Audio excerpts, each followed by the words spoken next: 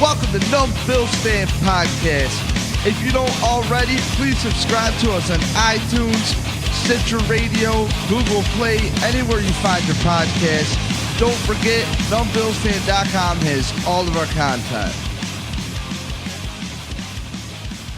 I am your host, David Palermo. It is now podcast number 133 for Wednesday, August 30th. And, well, the Bills just got done playing a game against the Eagles on Saturday. You know how that third preseason game goes. Oh, this is where they actually game plan. Yada, yada, yada. You're all tuned up. You're going to watch all this football. It's kind of for real that you've been waiting for, but really, preseason is such a great idea in, like, June. And then when it's here, you just, for me, it's, like, really hard to watch. Don't get me wrong. We can nerd out. We can look at players to watch, which we will.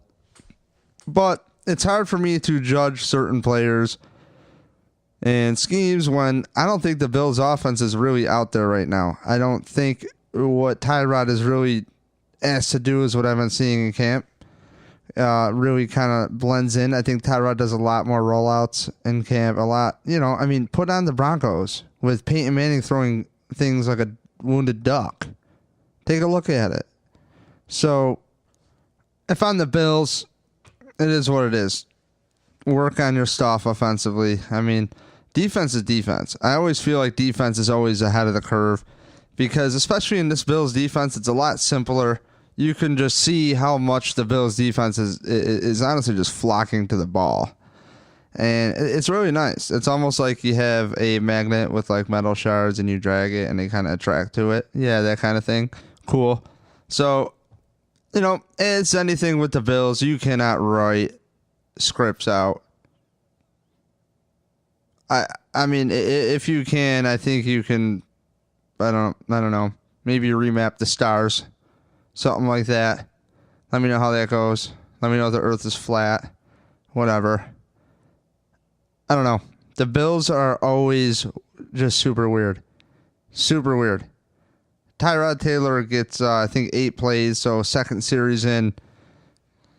Quick concussion. Did the whole thing. Gets sacked. Shoulders hit. Head bounces off the turf. Immediately I'm like, yep, he's done. So then we get to finally get what everybody's waiting for here, which is Nathan Peterman reps with the first team. So I guess I'll just dive right into that real quick. If you're listening to this on Grandstand Sports Network, thank you for tuning in. And subscribe to this podcast on iTunes, as you heard earlier, and wherever else you find your podcast. So thank you for finding it. And thank you to Grandstand Sports Network for getting me on the sidelines during training camp to see things in person, up close. So shout out to those people, which were brought to you by. So Nathan Peterman got some first team reps, with that starting offense. And, Richie Incognito, LaShawn McCoy, the head coach, they all had good things to say about him. And one thing you notice with Nathan Peterman is anticipation. That ball is out. I mean, there was a time where I believe he had the ball out in less than 3 seconds, and he was immediately hit right after. 1, 2, 3, out. And it's like, whoa. He knew where to go. And he's finding guys, and these guys are getting yards after catch. So, am I saying have Peterman start? No, not at all. What I'm saying is, let's wait to see what the deal is with everything else offensively. Wait till game 1. Let's see what Tyrod Taylor's asked to do. Because I would take, again, you have to put on your goggles from last year. And remember, the offense needs to maintain putting up points. The defense just needs to step up and play a little bit of defense, okay? If you put on the Broncos with Trevor Siemian in there, you would take Tyrod Taylor over Trevor Siemian. And what Trevor Siemian's doing on tape, which if you don't know, our offensive coordinator worked as the offensive coordinator under Gary Kubiak in Denver before he came to the Bills. Okay, so we know that. Well, the first thing you do is you put on the game tape, or you just recall games you've seen of them. Oh, yeah, I kind of remember that. So I'm just trying to say, I think Tyrod Taylor can make things happen with play action very well. I think that's right up Tyrod's alley. He's a quote-unquote running quarterback. He ain't afraid to tuck and run. And Tyrod Taylor's going to play his mind out. So, but I will say, I think Nathan Peterman might be able to hold it down if Tyrod Taylor gets hurt. He has a team behind him. I mean, he's a Pitt grad. So you have LaShawn McCoy there, who has graduated from Pitt too. So he's going to support him. But even Richie Incognito mentioned that he played with confidence, and, you know, it doesn't seem like these guys don't want to support him. And I think that's good. And if you put on the games, Nathan Peterman doesn't look bad. In camp, he doesn't look bad. He makes a lot of connections. These Bills tight ends are going to see a lot of rocks this year. Charles Clay. I want to transition to Charles Clay. Charles Clay had a great catch up on the sideline. Pretty much took dude's face and mashed him to the side. Spun off him and got some yards after catch.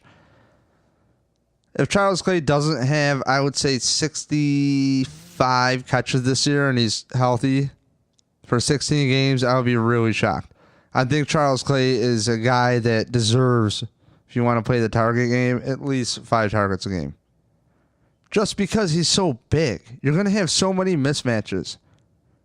And the thing with this offense that the Bills are doing a lot of, that you see at training camp, there's a lot of motion going on. Eric Turner and I talked about this a lot during the time we were up at camp. And when you're putting a guy in a motion, you can automatically tell if the team is in a man defense or a zone defense. And now teams have gotten cuter and they still try to hide it, you know, but there's only so many things you can do. There's only so many systems. I believe the smartest football players, they just study the game. They have a real passion and willpower to play the game. So it seems like offensively the Bills are setting up the players for the most success, I feel, because they're trying to give them all the tools they can. So here's a tell to see what the defense is doing. Maybe it doesn't help, but hey, at least we tried. And here's something you can read and maybe be successful in a certain spot. I mean, you could try this out on Madden. Just saying. Throw a guy in motion. You see what I'm saying? It's a simulation game. Okay. Eric Turner at Cover One's going to kill me because he hates whenever I reference Madden. Whatever, dude. I love Madden. And Madden 18 is pretty tight this year. I don't think they added any new features, though. If anybody knows, get back to me on that. Usually I go, oh, what's new? And there's some kind of new controls. And if they didn't change anything, thank you, finally. Because I've been waiting for a Madden that back-to-back I can just, like, play and not worry about some new modifying move or something where I lose the jump that I had last year. Anyways, that's my rant about Madden. So, Charles Clay, real deal, would not be shocked if he had 65 targets or more. I think he's a monster, very athletic. Get the ball to him. I want to see these guys get the ball in space somehow. And it's always like a common theme with the NFL. You know, if you get a guy hit with the ball in space, you know, I like to see screen passes. We're seeing that in this offense. Yeah, I just like that. I personally, as you know me, I'm a homer for Chan Gailey's offense. I thought it was exciting. I thought he was innovative. I thought he made lemonade out of lemons with the players he had. And I don't think it's rocket science. But I think coaches have egos and they want to do things their way. I just hope that this coaching staff does things their way, but actually run some plays that were successful in the past. Now, on the offensive line, I think the Vlad Dukas thing is done. I think John Miller takes his right guard spot, and they gave that guy every chance, Vlad Dukas, to make things happen in that right guard spot.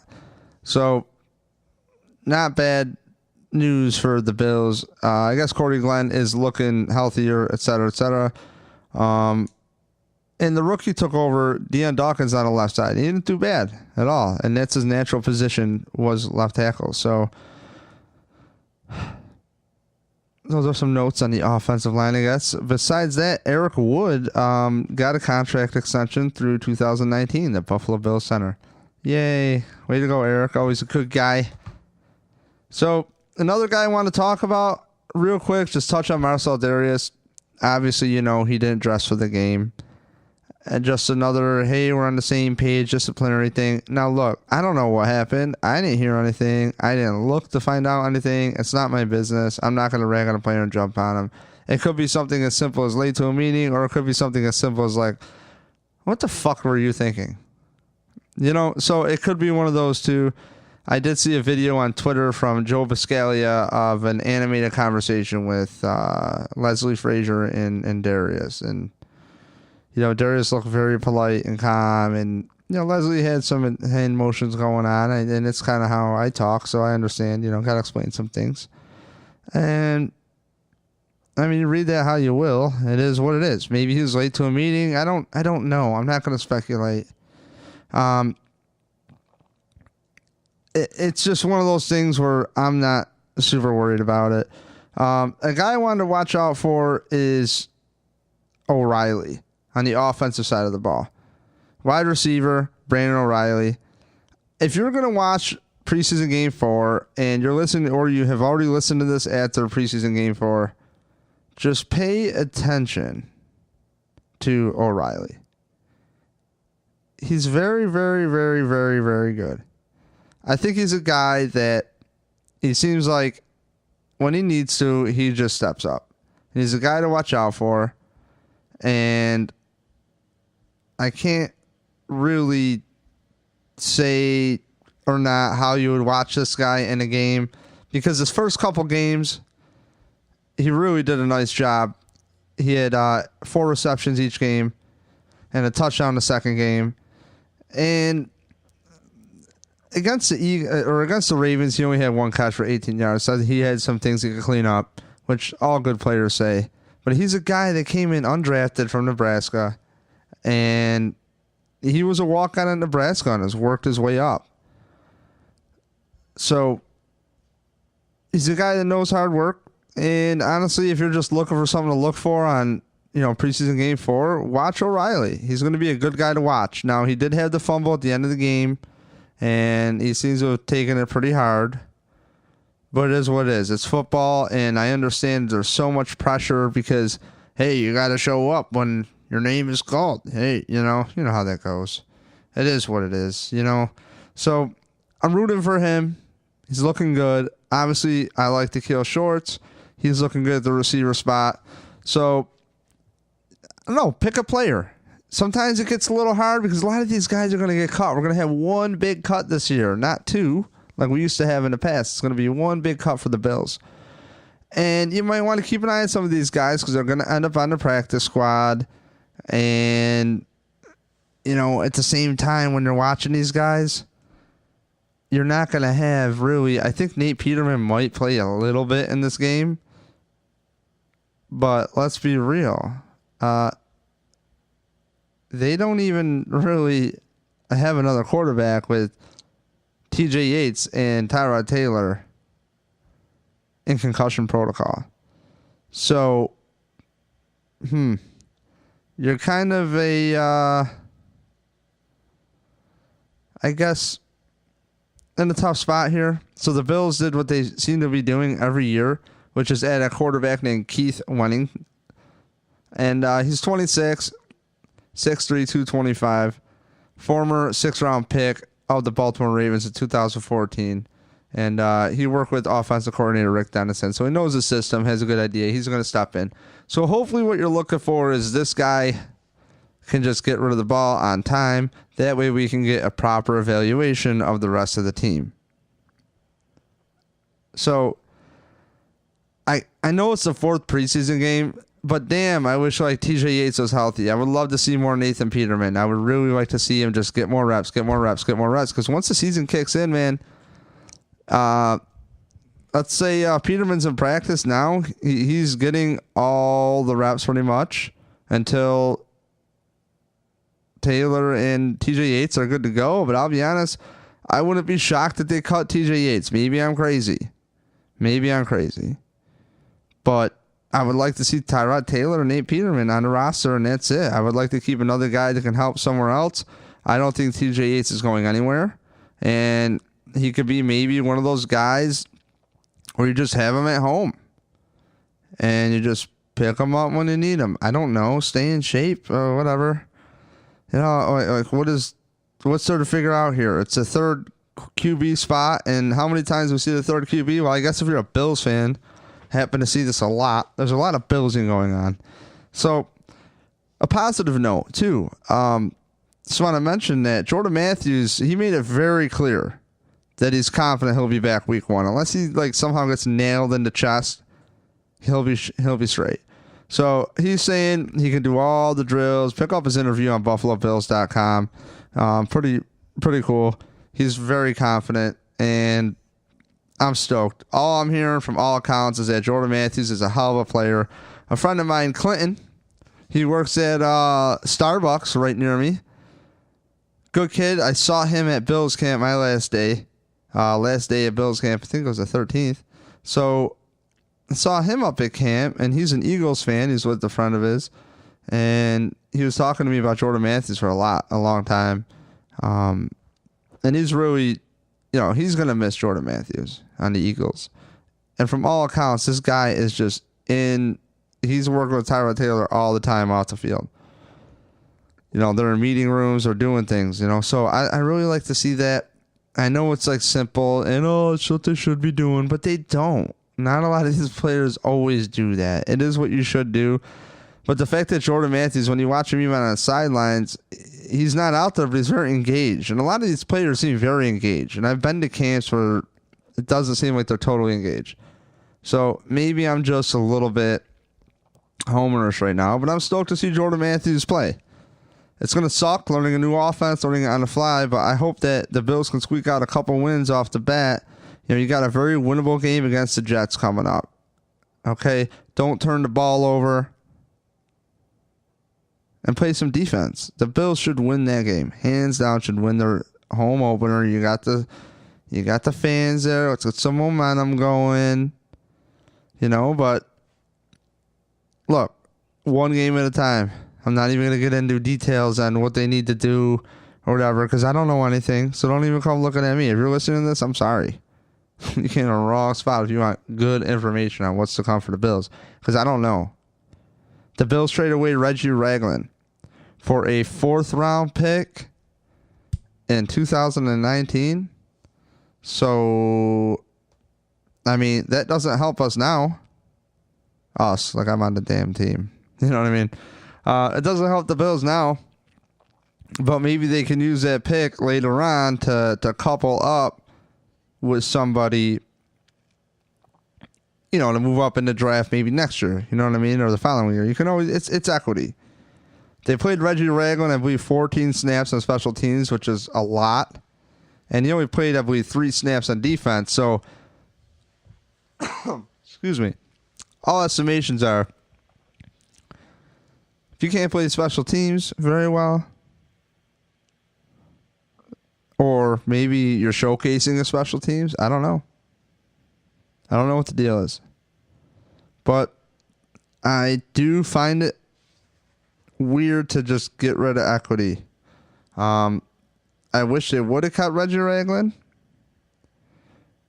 But I guess it's a testament to how far he's progressing in the system.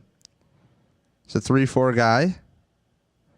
And, I asked him the question at camp a couple weeks ago, too. Are you picking up this defense quick? He goes, no.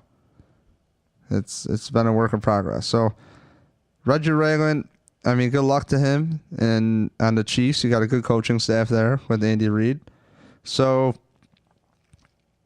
I think it's really a testament to what Preston Brown has done. Preston Brown came into camp this year lighter than I believe he has. I think he said on an interview he's been in the 40s. He hasn't seen the 40s in a long time, or is it the 50s? And wait, 240s?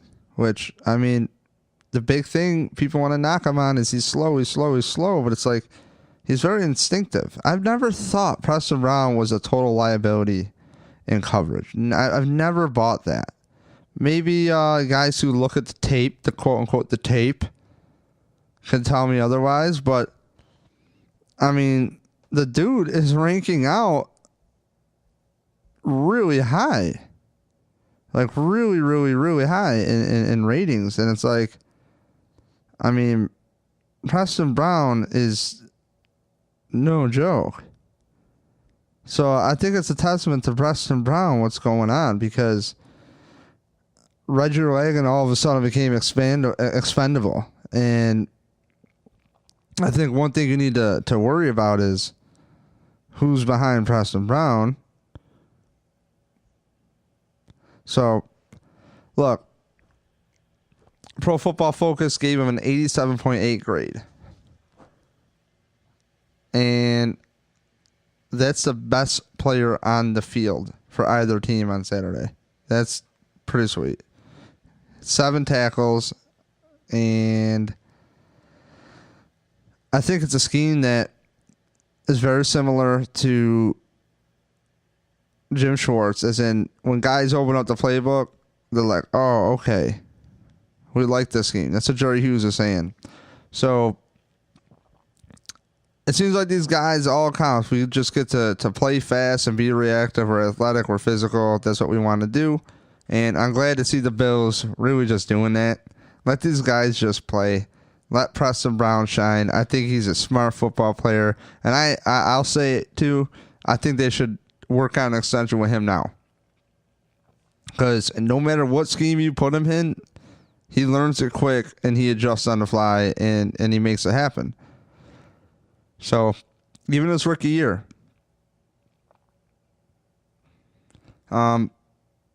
Pretty much, I think that's it. I would just pick some things to look for. If you're listening to this after preseason game 4, hey, hopefully some guys stood out, but just see who stands out. If you're looking at receivers, see who gets separation, watch route running, maybe watch some of the offensive line. I mean, it's honestly going to be a shit show of a game sometimes. Sometimes they're very hard to watch.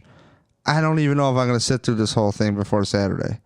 I'm going to be honest with you. I might come on and just lie and say I didn't watch it. But really, I did watch it. I don't know. I hope some guys stand out. They got to get game tape. A lot of guys are going to get released, which is easier on your eyes if you're trying to remember numbers. So good luck to those players. And just breathe a little bit. Lastly, I want to say to the people out there, people are very concerned about penalties. I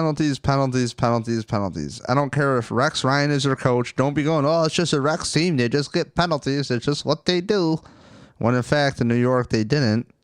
So on the Bills got penalties. And it seems like every year the Bills have penalties. I don't care what coaching staff is in. And Sean McDermott, oh, he's the guy, before you even line up a snap. Oh, he's the guy. He's just got it all together. This team's going to be very well disciplined. Penalties. 6 penalties on the offensive line against the Ravens. I mean, come on. Discipline. I don't know what's going on. I don't play the game of football. I don't know how hard it is. That said, it means I might have a good evaluation on it because I have not been hit in the head as many times as those guys who have played football. So I'm telling you, without getting my head bashed a million times, it's been bashed a lot, but not as many times as like an offensive lineman, per se. I don't know how to solve penalties. And frankly, I don't think it matters. And frankly, if I'm the Bills, keep getting the penalties because now the media can swarm in on penalties and steer away from the real problems and let you guys get to work. So if you got to give the media something, let's keep talking penalties, man. Get some penalties in garbage time. You know what I think the Patriots do? I notice they get a lot of calls in the beginning of games. I swear at the end, if they're up a lot, they do dumb stuff. Get some dumb penalties. Just to make it look so at the box score, let's see where the Patriots got breaks and penalties and where the Bills got breaks and penalties. Just something I noticed. I know, conspiracy me. I'm your host, David Palermo, and don't forget we're brought to you by PunchdrunkSports.com. Follow them on Twitter at PunchDrunk. Also, subscribe to their podcast, Punch Drunk Sports, on iTunes and wherever you get your podcasts. Also brought to you by Grandstand Sports Network. And don't forget on BillsFan.com. If you want to support the podcast, there's some shirts and some miscellaneous Bills merchandise up for sale on my Etsy store. So if you want to support the podcast, it's very easy to do. And find me anywhere at NumbBillsFan. So take care.